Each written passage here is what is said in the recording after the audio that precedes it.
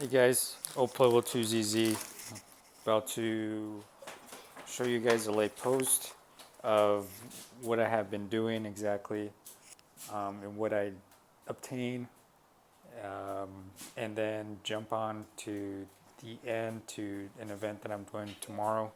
But I'm gonna tie in a video that I did, a few weeks back before Christmas, and catch up with you guys exactly what's been going on, and then get exactly what's going on tomorrow's event. As the wife would say, Christmas came a little bit early for me. I got myself a Snap-on toolbox. No, I did not pay for it cash. I actually traded up a job. I'm sure some of you will know how much these things cost, and you might question, why did I invest the money on this rather than getting a transmission for that, which is going to happen soon. I did not buy it cash. I am a house painter. I bumped into, I don't want to get anybody in trouble, of the truck, and basically did a trade-off deal with the owner of the truck. He basically said, you know what, if you want to trade up a job for the box, and you do the worthiness of. My brother gave me a buzz a couple months ago, and he basically told me that he knows the owner of the Snap-on tool truck guy, and he needed his house painted. So in exchange, we painted the exterior of his home for I myself a box and my brother himself a box too. So it worked out pretty good. Time was definitely invested for the box itself, and it's something that it's not going to happen frequently that you bump in, because these things cost a pretty penny if you want to research them. I honestly prefer investing, certain X amount, roughly $2,000 or more, on something else rather than a toolbox. But since the opportunity came up, we did of taking that route of um, getting the toolbox. I got myself another work truck. It's a lot more comfortable for me to reach around my tools rather than having this thing right here. I still have it, so I made the investment of getting a Chevy Malibu. It has no title, has no keys. And how did I acquire it? Through a nephew, in-law, if that makes sense. I am basically a one-man army for my family, and I do my very best to build capital. So I'm trying to help you guys out. I basically have plans for the Malibu itself. I planning to get a. He lost the title. He lost the keys. Obviously, I'm going through the process right now with DMB and getting that situated. But once I do, I plan to sell it, flip it, and maybe buy another one and flip it also. But what the other purpose of this video is also, to encourage you guys to find a way to build your capital also on yourself.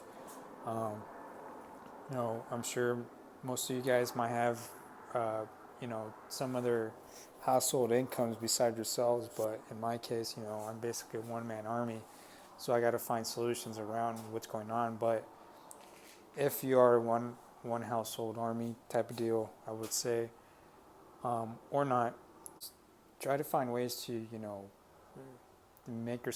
build yourself more value in yourself, as far as money, capitalism, investments. I would say you just got to keep your eyes open, and something will come up. If it's not money itself, because when people think about investments, people think about money, but you just got to hold it in and open your eyes, and basically money's all over the place. Just trying to be a pep talk with you guys. There's opportunities out there just besides your average jobs. For my case, it's the 6 to 4 job, in which it kind of looks like it's getting towards a career now, and this is basically a hobby that I'm doing with you guys, because I love the car. I love the whole industry itself. I'm not a mechanic. I don't know my torque specs and whatnot. Do not know how to disassemble an engine and whatnot, but I don't mind doing what it has to take to be in the industry itself. Another topic I want to touch also, since it just barely came into my mind, is I don't want to point out his name because I know other people are already mentioning it throughout the internet, and that's perfectly fine. If people want to talk about that certain person, about what he's doing and what he did, in which I agree it was total BS. I do not agree what he was doing, but at the same time, we gotta help each other out, and we gotta find out solutions of what we need to do to correct this type of deal. It's a very small community. No, we're not part of the LS Nation or the K20 or B18 or B20 community, whatnot. We're part of the Toyota community, the Corolla community. Even if we just, I say the Toyota community, it's a very small community compared to the Ford, the Chevy, the Honda community. It's extremely huge. We're basically like a small fraction of the community. But my point is, we have to help each other out, type of deal.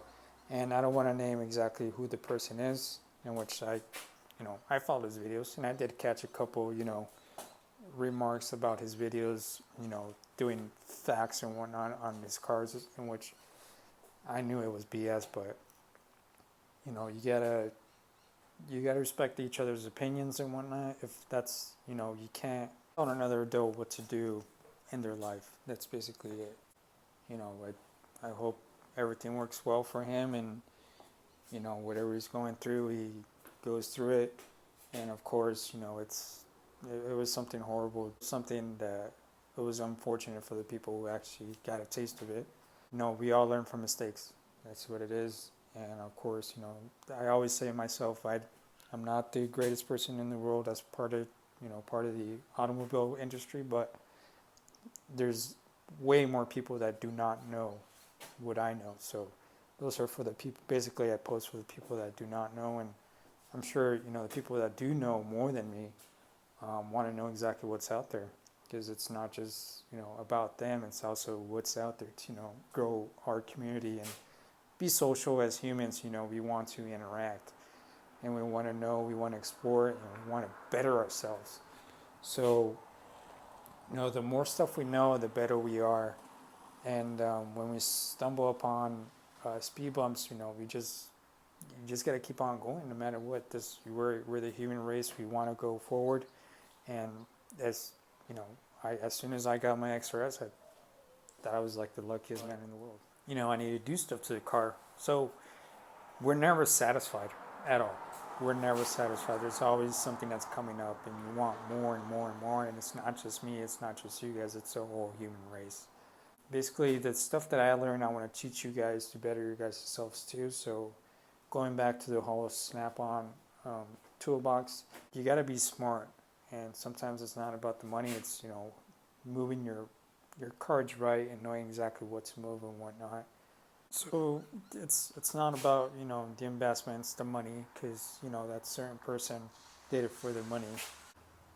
My goal here is like I said, it's like a hobby for me, and it's more like a diary, I would say. So at the same time, I want to help you guys. Not talk. I'm just gonna cut to the chase. Going back to the snap-on toolbox right here. So it was made in Iowa. I saw the serial number in the back. You basically open it up. I got myself a ratchet too. Confirmed made in the U.S. Screwdriver holders, or whatever you want to put in there. Same thing on the other side. I was trying to figure out how to open this, but apparently you gotta move it to your left and then it opens up. And it's pretty spacious. I'm actually thinking of putting my power tools down here, in which I'm barely finding out right now. I did not see this, so you guys are exploring it with me. I was thinking of getting some mats for the inside of the box, but I guess it came with the box itself, so that's pretty cool. Got a handle too, so I got to put that on. So I did not know it came with that. All right. And then you have your wheels too. Once you can lock them up or open them up, and you can move it around also. And shout out to my brother, my little brother. Of course, he's not little, but he's younger than me. But I know it took longer than expected, but appreciate it. So I'll let you guys go. I got to just wrap up some stuff. I have to finish rewiring one of my speakers here so I could turn it on, organize the garage a little bit, in which I probably won't do that actually as I speak right now because it's getting a little bit chilly. Thinking of buying a heater for this place because I want to be working around, and it's definitely getting cold right now, and it's sitting kind of like in the 30s right now, high 30s. So a nice heater will be nice in here. So I'll just probably Facebook market it or buy it on Amazon for 25 bucks, like a small little portable heater. So that should be enough because once you get yourself going around the shop or the garage, you warm yourself up. So I'll let you guys go, and like I said, you got to find your happiness, and happiness, definitely doesn't. It's not about the money because I basically work most of the days, 8 days a week to provide for my family. It's not about the money. It's what you want to do.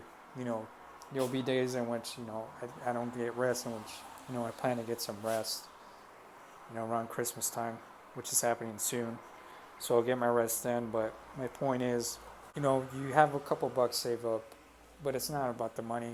Obviously you got to provide for the family, like I said, but you just want to be with your family. In my case, that's what makes me happy. Be around your hobby, of course, and you just got to find your niche. That's basically what it is. And when you don't find your niche, you're basically unhappy, and you start to do stuff you're not supposed to, and it steers you off, type of deal. You just got to find your balance in life, know exactly what to do.